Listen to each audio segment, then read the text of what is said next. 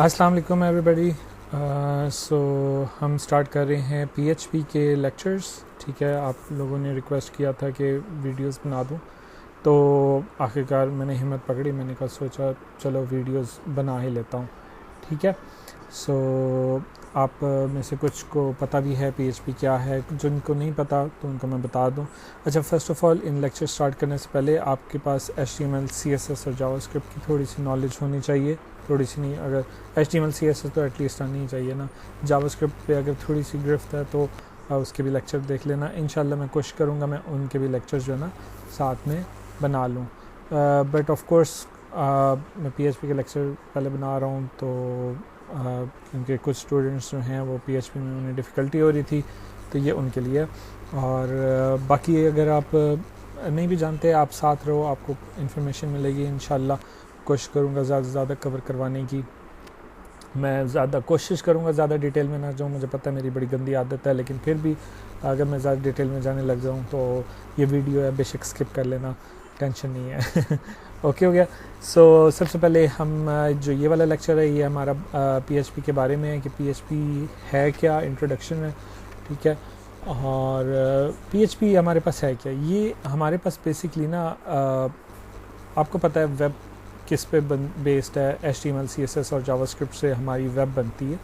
ठीक है, और जो HTML CSS जावास्क्रिप्ट हैं ये हमारी हैं फ्रंट एंड लैंग्वेजेस। ठीक है, और वो क्या होता है कि कोई भी वेब पेज है वो जब भी डिस्प्ले होगा वो इन्हीं लैंग्वेजेस को यूज़ करके ही डिस्प्ले होगा। पहले सिर्फ HTML हुआ करती थी, CSS उसको स्टाइलिंग देने के लिए बाद में इंट्रोड्यूस करवाई गई। एक्चुअली वो पहले से मौजूद थी, फिर उसे इसके साथ इंटीग्रेट कर दिया गया। फिर जावास्क्रिप्ट बाद में इन्वेंट की गई। पहले उसे इंस्टॉल करना पड़ता था एक अलग सॉफ्टवेयर के तौर पे, but I think internet explorer 9 या 8, एक्चुअली वैसे आई थिंक 9 है, बट आई बिलीव 8 में या 7 में भी ये चीज़ पहले से अवेलेबल थी बड़ी, क्योंकि उन्होंने अपनी मार्केटिंग की ही जावास्क्रिप्ट पे थी। अब ये वो तमाम लैंग्वेजेस हैं जिससे वेब पेज आपका बनता है, बट वो सारा का सारा क्लाइंट एंड के ऊपर रन हो रहा होता है। कैसे, यानी कि अगर मैं यहाँ पे राइट क्लिक करूँ, व्यू सोर्स कोड करूँ, तो यहाँ पे ये जो कुछ भी आ रहा है मेरे पास HTML पेज की सारी कोडिंग मेरे पास यहाँ पर आ गई है। अब आप कहोगे यार CSS तो नहीं आई ना, जावास्क्रिप्ट तो नहीं है, भाई वो भी आई है। अगर मैं यहाँ पे इंस्पेक्ट एलिमेंट में चला जाऊँ तो यहाँ पे मेरे पास ये पूरे टूल्स मौजूद हैं इनको स्टडी करने के लिए। अगर मैं सोर्स में आ जाऊँ तो सोर्स में ये देखो मेरे पास इमेजेस और वो सारा जो भी उसने स्ट्रक्चर रखा हुआ है वेब पेज का, वो मेरे पास यहाँ पर आ गया। ये मेरे पास JS आ गई है, जो भी उन्होंने वैलिडेशन अगर JS में लगा के रखी हुई है तो वो भी यहाँ पर हमारे पास शो हो गई।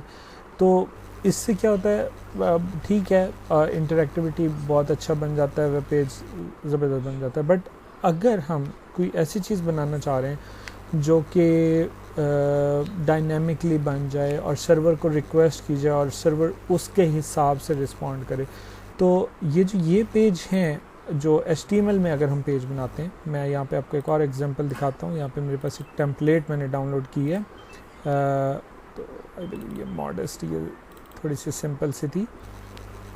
तो इन्हें हम क्या बोलते हैं, ये स्टैटिक पेजेस हैं। ठीक है, या लैंडिंग पेजेस। ये तो बेसिकली एक लैंडिंग पेज बना हुआ ना, एक ही पेज के ऊपर सब कुछ इन्फॉर्मेशन यहीं पे दे दी है। ठीक है, तो इसकी जो भी कोडिंग है वो हमारे पास यहाँ पे दी हुई है, इंडेक्स में दी हुई है, जावास्क्रिप्ट में उसकी कोडिंग भी पड़ी है, CSS में उसकी स्टाइलिंग भी पड़ी है, फॉन्ट्स और इमेजेस भी यहीं पे अटैच हैं पड़े। तो ये बिल्कुल स्टैटिक सब वेब पेज है। ठीक है, इसमें कोई भी चेंजिंग करनी होगी मुझे कोड में जाके खुद चेंजिंग करनी पड़ेगी। बट अगर मैं चाहूँ कि भाई मैं यार ये जो सर्विसेज हैं मेरी जो है वो सर्वर से उठ कर आएँ, डिफरेंट अगर मैं सर्विस में कोई चेंज करूँ तो मैं डेटाबेस में चेंजिंग करूँ और वो ऑटोमेटिकली जनरेट होकर आ जाए, तो उसके लिए हमें डायनामिक वेब पेज बनाना पड़ता है। तो वो जो डायनामिक वेब पेज बनता है वो वहाँ सर्वर के एंड पे सब कुछ पेज जनरेट होगा, और या कंटेंट आप कह लो, कंटेंट जनरेट होगा और जनरेट होने के बाद आपकी तरफ फॉरवर्ड कर दिया जाएगा, और जो क्लाइंट के पास पहुंचेगा वो एक स्टैटिक वेब पेज होगा, उसे स्टैटिक वेब पेज ही नज़र आएगा। ठीक हो गया। तो जो PHP है वो एक सर्वर साइड लैंग्वेज है और वो इस प्रॉब्लम को हल करती है। आपके पास डिफरेंट लैंग्वेजेस हैं जो कि सर्वर साइड पे वर्क करती हैं, हत्ता कि आपकी जो जावास्क्रिप्ट है वो भी सर्वर साइड पे काम करती है। उसके लिए हमें जो सर्वर इंस्टॉल करना पड़ता है वो Node.js के नाम से है। ठीक है, मुझे ना कहना कि भाई उसकी वीडियोस भी बनाएं, क्योंकि भाई अभी उस पर मैं वीक हूँ। अच्छा, जावास्क्रिप्ट फ्रंट एंड आप मेरे से पूछ सकते हो उसके बारे में क्वेश्चंस, बट बैक एंड अभी मुझे इतना मेरे ख्याल से मुझे PHP में सही वो लग रहा है। अच्छा, एक और चीज़ आपको बता दूं, जो PHP है, ठीक है, वो आपकी 75% ऑफ द जो वेब है, वो आपकी जो वर्ल्ड वाइड चल रही हैं, उनमें से 75% आई बिलीव अभी भी PHP पे ही रन हो रही हैं। ठीक है, ये नंबर पहले बहुत ज़्यादा बड़ा था, ये तकरीबन 90% के करीब था। किसकी वजह से? वर्डप्रेस की वजह से, क्योंकि बहुत सारी वेबसाइट्स वर्डप्रेस पे बनाई जाती थी, लैंडिंग पेजेस होते थे बिज़नेस को, या ब्लॉग्स वगैरह होते थे, और भी डिफरेंट जो डेवलपर्स थे वो PHP को ही यूज़ कर रहे थे, क्योंकि ये बहुत ही थोड़ी आसान लैंग्वेज है, और ज़्यादा इसमें इशू नहीं मतलब आपको आसानी से समझ आ जाती है इसकी। अच्छा, और PHP को बोलते क्या है? PHP को बोलते हैं यहाँ पे आई बिलीव नहीं लिखा हुआ, हाँ इसका लिखा नहीं हुआ। सो PHP को बोलते हैं हाइपरटेक्स्ट प्री प्रोसेसर। ठीक है, हाइपरटेक्स्ट प्री प्रोसेसर से मुराद क्या है? यानी कि हाइपरटेक्स्ट से मुराद है कि आपका ये जो HTML या हाइपरटेक्स्ट मार्कअप लैंग्वेज जिसे हम बोलते हैं, और प्री प्रोसेसर से मुराद ये है कि यानी कि उसे पहले प्री प्रोसेस किया जाता है और कंटेंट जनरेट किया जाता है, और जनरेट करने के बाद फिर आपको सेंड किया जाता है।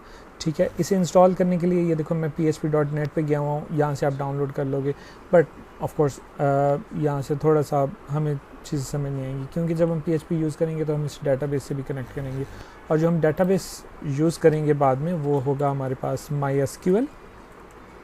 ठीक है, ये हमारे पास सॉफ्टवेयर है MySQL के नाम से, जो कि Oracle वालों का है। ये एक्चुअली Oracle का नहीं था, ये डिफरेंट डेवलपर थे, जो भी नाम है आप पढ़ लो, आपके सामने लिखा हुआ है। ठीक है, इन्होंने अपनी बेटी के नाम पे ये सॉफ्टवेयर का नाम रखा था। ये माई से मुराद मेरा नहीं है, माई एक्चुअली उनकी बेटी के इनिशियल्स थे, तो उन्होंने वहाँ से MySQL का नाम रखा था। ये इन्होंने अपने फ्रेंड के साथ बैठ के बनाया था, ये बल्कि यहाँ पे लिखा हुआ है डॉटर। ठीक है, और फिर इन्होंने ये सॉफ्टवेयर Oracle को बेच दिया, बट कुछ क्रिएटिव कंट्रोल्स की वजह से जो उन्हें नहीं मिल पाए, जो उन्हें नहीं समझ आ पाई, तो उन्होंने वहाँ से रिज़ाइन कर दिया। रिज़ाइन करने के बाद उन्होंने फिर एक और सॉफ्टवेयर बनाया जिसका नाम है MariaDB।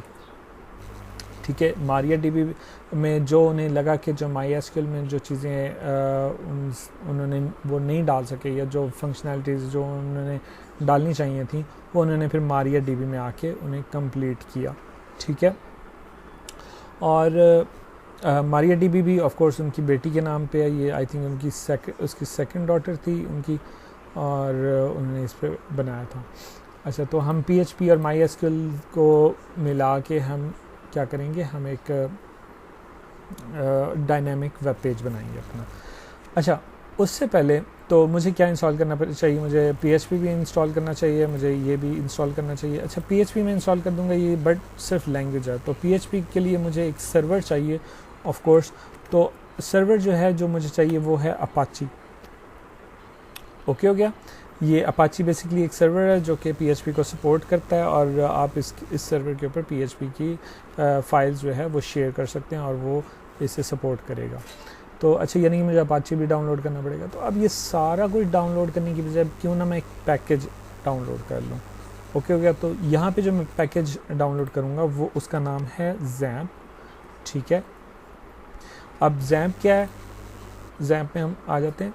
XAMPP जो है उसमें Apache, MariaDB, PHP, Perl, Python वगैरह, वो जो कुछ भी है, मेल सर्वर वगैरह, Tomcat, FileZilla, तो ये सब चीज़ें ना वो इकट्ठा करके हमें पैकेज बना देता है, क्योंकि उसे पता होता है आपने ये जब काम करना ही है तो फिर ऑफ कोर्स आपको सारी चीज़ें की ज़रूरत होंगी, तो वो पूरा एक पैकेज बना के दे देता है। तो XAMPP बेसिकली एक पैकेज है, और हम इसे डाउनलोड कर लेंगे। मेरे पास ये डाउनलोड हुआ है। आप विंडोज़, लिनक्स या मैक के हिसाब से जो भी आप डाउनलोड करना चाहते हो, ज़्यादातर लोग XAMPP ही इंस्टॉल करते हैं, ये बहुत मशहूर है। बट दूसरे सॉफ्टवेयर्स जो हैं उनमें मैं आपको दिखा देता हूँ, लैम्प मौजूद है। ठीक है, सॉफ्टवेयर उसने लिटरली जो है ना लैम्प दिखा दिया, उसने कहा ये लो जी लैम्प। ठीक है। राइट, XAMPP दिखा देता हूँ, ये आ गया हमारे पास। ठीक है, इसमें वैम्प सर्वर बहुत मशहूर है। ठीक है, और लैम्प जो है वो लिनक्स के लिए ज़्यादा इस्तेमाल होता है, LAMP लैम्प, और MAMP मैम्प मैकिन्टॉश के लिए लोग बहुत ज़्यादा प्रेफर करते हैं। और उसके अलावा हमारे पास ऐप सर्वर के नाम से भी आई थिंक एक एप्लीकेशन है। तो जो भी आपको एप्लीकेशन नीड होगी तो आप उसे जो भी आप प्रेफरेंस लेना चाहें आप ले सकते हैं। ठीक है, मैंने यहाँ पे ज़ैम्प ली है। अच्छा, और ज़ैम्प भी एक्चुअली लिनक्स और मैकिन्टॉश के लिए अवेलेबल है, आप देख सकते हो, यहाँ से डाउनलोड कर सकते हो। आप यहाँ से डाउनलोड करोगे, डाउनलोड करने के बाद जो है आप इसे रन कराओगे। आप यहाँ पर आओगे XAMPP ज़ैम्प, और ज़ैम्प में क्या है, जब भी आप ज़ैम्प को इंस्टॉल कर लोगे, इंस्टॉल करने के बाद आप इससे रन कराने के लिए इसका कंट्रोल पैनल ये लिखा होगा। मैंने सिर्फ ज़ैम्प लिखा है, वो कंट्रोल पैनल ऑटोमेटिकली आ गया। आप इसे रन कराओगे, मेरे पास ये रन एक्चुअली हुआ है। ठीक है, अच्छा, मैंने ये यहाँ से इसलिए क्लोज़ किया क्योंकि यहाँ पे इसलिए ओपन किया क्योंकि पिछली बार जब मैं वीडियो बनाने लगा हूँ तो मैंने इसे ओपन किया, तो अब वो जो विंडोज़ का आता है ना, are you sure you want to open this, उसकी वजह से ना वीडियो पॉज हो गई थी, इस वजह से मेरे पास ये ओपन हुआ है। तो टेंशन ना लो, ये ओपन ऐसे ही होगा। ठीक है, ये ओपन हो गया। अच्छा, तो इसमें देख सकते हो आपके पास मॉड्यूल्स मौजूद हैं यहाँ पे, अपाची, MySQL, फाइलज़िला, मर्करी, टॉमकैट। ठीक है, मर्करी जो है वो मेलिंग के लिए हम इस्तेमाल करेंगे, फाइलज़िला FTP फाइल शेयरिंग। ठीक है, बेसिकली जब आप अपने सर्वर पे कहीं ना कहीं फ़ाइल्स रखनी तो होती हैं ना, तो उसके लिए बेहतर तरीका ये होता है कि आपके पास एक FTP सर्वर हो, कि अगर आपने बल्क में पूरा का पूरा वेबसाइट जो है वहाँ पे फ़ाइलें शेयर करनी है सर्वर पे, तो आपके पास FTP से बड़ी आसानी से शेयर हो जाती हैं। अच्छा, टॉमकैट, अब ये जो ये सारे मॉड्यूल्स हैं ना, ये हमारे वेब को बनाने के लिए यूज़ होते हैं, तो इसीलिए ज़ैम्प ये हमें सारी चीज़ें एक साथ देते था। अभी क्योंकि हम इसे मैं अपने लैपटॉप पे चला रहा हूँ, तो ये डेवलपर्स के लिए बड़ा आसान हो जाता है कि आप आराम से, तो जो भी मॉड्यूल मुझे चलाना होता है, रन करना होता है, मैं उसे जैसे मुझे अपाची है, मैं उसे यहाँ से स्टार्ट कर देता हूँ। मैं यहाँ से उसे स्टार्ट करूँगा। ठीक है, और देखो ये स्टार्ट हो गया, यहाँ पे ये ग्रीन हो गया। और उसके अलावा ना यहाँ पे पोर्ट लिखी हुई आ गई है 80 आपकी ना बेसिकली पोर्ट होती है HTTP की डिफ़ॉल्ट पोर्ट। ठीक है, HTTP आपको पता है वेब पेज को रिक्वेस्ट सेंड करने के लिए जो हम यूज़ करते हैं, हाइपरटेक्स्ट ट्रांसपोर्ट प्रोटोकॉल इसे बोला जाता है। अच्छा, और अब इसे ओपन हम किस तरह करेंगे, कैसे देखेंगे कि भाई हमारा ज़ैम्प चल रहा है या नहीं चल रहा। मैं इसे मिनिमाइज़ कर लेता हूँ और यहाँ पर आ जाता है एक न्यू टैब पर, और न्यू टैब पर मैं लिखता हूँ लोकल होस्ट। अब लोकल होस्ट क्या है? लोकल होस्ट से मुराद है मेरी अपनी मशीन, यानी कि जहाँ पे मैं जिस मशीन पे मैं बैठा हुआ मैं वर्क कर रहा हूँ, वो जब मैं एंटर दबाता हूँ, ठीक है, तो मेरे पास एक वेब पेज ओपन हो जाता है। ठीक है, अब आप क्या कहोगे, सर ये अभी ज़ैम्प में भी तो आपने इसी तरह का ही वेब पेज ओपन किया होता है ना, तो आप इंटरनेट से कनेक्टेड हैं। भाई इसमें इंटरनेट से कनेक्टेड हो या नहीं हो कोई मसला नहीं है, ये आपकी अपनी मशीन इस वक्त सर्वर बनी हुई है। ठीक है, मैं आपको दिखा देता हूँ। अगर मैं इसको स्टॉप कर दूँ और इसे यहाँ पे रीलोड करूँ, ठीक है, तो क्या होगा, ये मुझे कहेगा site can not be reach. क्यों? क्योंकि सर्वर इस वक्त ऑफ हुआ हुआ है। और सर्वर कौन सा? मेरा अपना ही, जो मेरी मशीन पे इस वक्त चल रहा है। मेरी मशीन से मुराद ये है कि लैपटॉप, डेस्कटॉप, जिस पे भी आप इसको रन करवा रहे हो। ठीक है, तो इसे वापस स्टार्ट कर देते हैं। और अच्छा, यहाँ पे आप देख सकते हो कि यहाँ पे आगे ना एक एडमिन का बटन आ रहा है। ठीक है, अगर आप भूल जाओ कि भाई यार मैंने क्या लिखना था या क्या नहीं लिखना था, आप इस एडमिन पे क्लिक करो तो वो डायरेक्टली आपको लोकल होस्ट पे ही ले जाएगा। ठीक है, तो ये एक आसान तरीका है कि अगर आप भूल जाओ, वैसे ये चीज़ आपने भूलनी नहीं है, ये जो है ना आपके खून के अंदर मिक्स हो जानी चाहिए ये लफ्ज़ जो है ना। सेकंड ऑफ ऑल आपको एक और चीज़ बता दूं, लोकल होस्ट का मतलब भी आप, यानी कि आप अपनी मशीन को ख़ुद कॉल करवा रहे हो। ठीक है, जिस मशीन पे आप बैठे हो। और एक IP होता है जिसे हम बोलते हैं 127.0.0.1। ठीक है, तो जब ये IP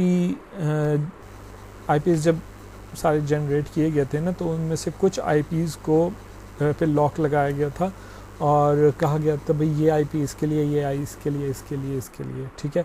उसी तरह ये जो 127.0.0.1 है ना, ये भी बेसिकली आप अपनी मशीन को ही कॉल करवाने के लिए ही इस्तेमाल करोगे, ठीक है। आप किसी भी मशीन पे बैठे हो तो आप अगर इसी जैसे होता है ना कि भाई यार भाई तुम मतलब मशीन को खुद आप कॉल करवा रहे हो तो आप ये वाला आईपी डालोगे, ठीक है।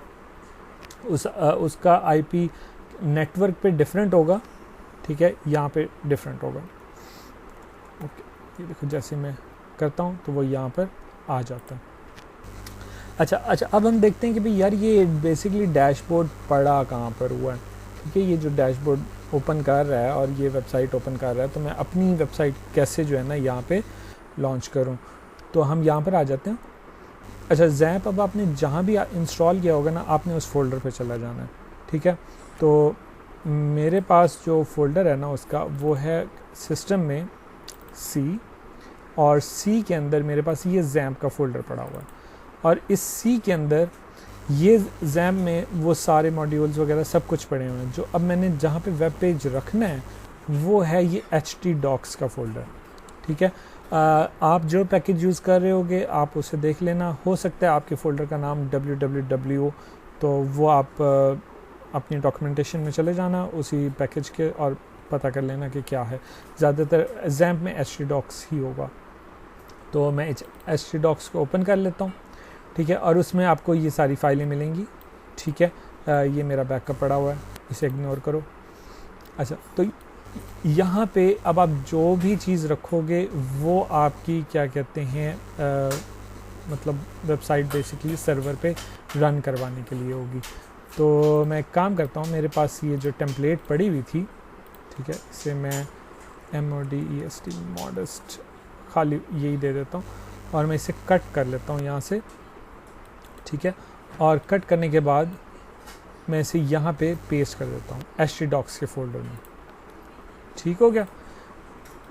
उप्स, हाँ, ओके, ये मैंने htdocs में पेस्ट कर दिया।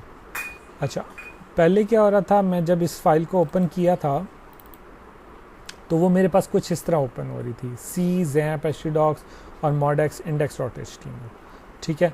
अब मुझे ये सारा कुछ नहीं करना पड़ेगा, मुझे सिर्फ अपने यहाँ पर आना पड़ेगा, ठीक है। मैं लोकल होस्ट वापस लिख लेता हूँ। अब लोकल होस्ट के अंदर मेरे पास फोल्डर का नाम है modest, ठीक है, बस मुझे एंटर दबाना पड़ेगा और देखो मेरे पास वही वेबसाइट रन हो गई है। अब ये वेबसाइट कहाँ पे रन हुई है? ये वेबसाइट रन हुई है बेसिकली मेरे PHP अपाची सर्वर के ऊपर। ओके हो गया, जो कि इस वक्त मेरी मशीन पे चल रहा है। अच्छा, अब हम इसमें एडिटिंग कर सकते हैं। एडिटिंग किस तरह करेंगे? हम अपना आईडी खोल लेते हैं। तो मेरे पास VS कोड भी मौजूद है, मेरे पास सबलाइम भी मौजूद है। आप जो भी यूज़ कर रहे हो, जो आपको पसंद है आप वही यूज़ करो, इसमें कोई मसला नहीं है, ठीक है। तो मैं सबलाइम ओपन कर लेता हूँ।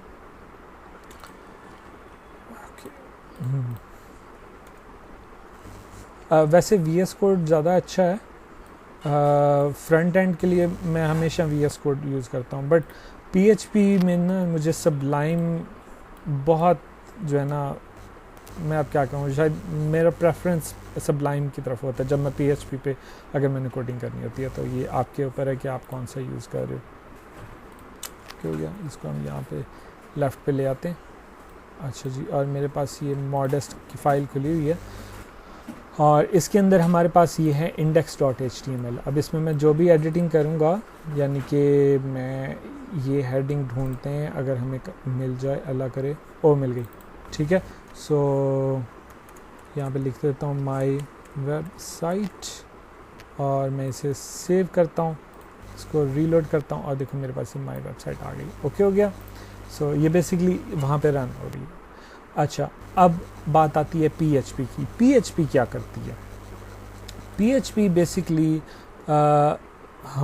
मैंने अभी आपको बताया कि PHP आपकी जो है वो सर्वर साइड लैंग्वेज है, ठीक है। वो सर्वर साइड लैंग्वेज है और वहाँ वो क्या करेगी, वो सबसे पहले कंटेंट को पहले अपने पास प्रोसेस करेगी और फिर क्लाइंट की तरफ सेंड करेगी, ठीक है। अब यहाँ पे PHP में अगर आपने कुछ भी लिखना होगा तो आप सबसे पहले उसका टैग कुछ इस तरीके से स्टार्ट करोगे। मैं इसको ज़रा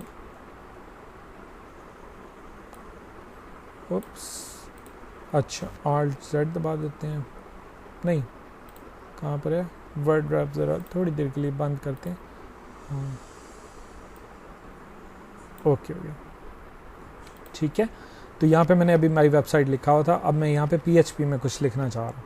तो PHP में लिखने के लिए मैं क्या करूँगा, लेस देन का साइन, क्वेश्चन मार्क, ओके हो गया। उसके बाद मैं लिखूँगा PHP और फिर जो भी मैं कोड लिखना चाह रहा हूँ PHP का वो मैं कोड लिखूँगा, ठीक है। वो लिखने के बाद उसके बाद जब मेरा कोड कंप्लीट हो जाएगा उसके बाद मैं ये क्वेश्चन मार्क और ग्रेटर देन का साइन दे दूँगा, ठीक है। और यहाँ पे जो कुछ भी आएगा वो बेसिकली यहाँ पे प्रोसेस होगा और प्रोसेस होने के बाद यहाँ पे लिखा जाएगा। मैं इसे सेव कर लेता हूँ, इसको रीलोड करता हूँ, तो देखो अभी कुछ नहीं लिखा हुआ क्योंकि कोड में कुछ नहीं लिखा हुआ था।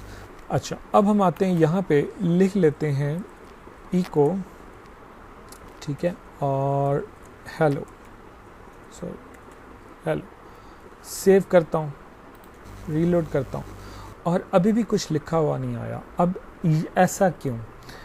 मसला ये है कि अगर मुझे सर्वर को बताना है कि भाई ये जो फाइल है वो PHP में तुमने प्रोसेस करनी है तो मुझे बेसिकली पहले उसकी एक्सटेंशन चेंज करनी पड़ेगी, ठीक है। index.html यहाँ पे दी हुई है तो मुझे इसकी एक्सटेंशन चेंज करनी पड़ेगी। अगर मैं एक्सटेंशन चेंज नहीं करता तो मैं आपको दिखा देता हूँ कि क्या होगा। हम यहाँ पे सोर्स कोड में आ जाते हैं और ये देखो ये हमारा PHP इको हेलो लिखा हुआ आ गया। तो सर्वर ने उसे प्रोसेस नहीं किया, उसने एज इट इज़ आगे फॉरवर्ड कर दिए। तो ये बेसिकली स्टैटिक पेज होता है हमारा, ठीक है। हमने इसे डायनामिक बनाना है तो हमने कहना कि भाई यार इसमें PHP का कोड मौजूद है, वो उसे पहले प्रोसेस करेगी। तो हम यहाँ पर आते हैं और इसे रीनेम कर लेते हैं, ठीक है। इंडेक्स जो फाइल होती है, इंडेक्स फाइल सर्वर सबसे पहले इंडेक्स को उठाता है, उसके बाद वो फिर एक और नाम हमारे पास मौजूद होता है होम के नाम से। तो होम तो वो ये देखता है कि ये दो नाम मौजूद हैं तो ठीक है, अगर नहीं है तो फिर वो उन्हें वेबसाइट का इंडेक्स दिखा देता है कि भाई इसमें ये फाइलें आप खुद ही देख लो, या फाइल का नाम आपको खुद डालना पड़ता है। अच्छा तो अभी सिर्फ मैं इंडेक्स की एक्सटेंशन चेंज कर रहा हूँ, PHP एंटर कर देता हूँ और ये PHP हो गई है। अच्छा इसको हम कर देते हैं क्लोज, ठीक है। दोबारा रीलोड करते हैं और देखो मेरे पास हेलो लिखा हुआ आ गया यहाँ पे, ठीक है, जो कि यहाँ पे मैंने इस तरीके से दिया। और अगर मैं इसके इंस्पेक्ट एलिमेंट में इसे सोर्स कोड में पहले मैं आपको दिखा देता हूँ। So the file could not be accessed,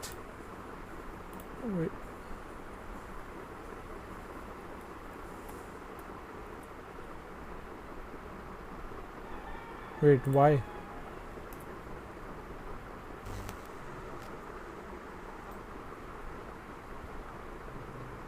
I don't know problem क्यों आ रही थी। बहरहाल मैंने किया तो कुछ नहीं है, रीनेम भी नहीं किया, कुछ भी नहीं किया। सो पेज अब चल रहा है, ठीक है। और आते हैं व्यू सोर्स कोड में।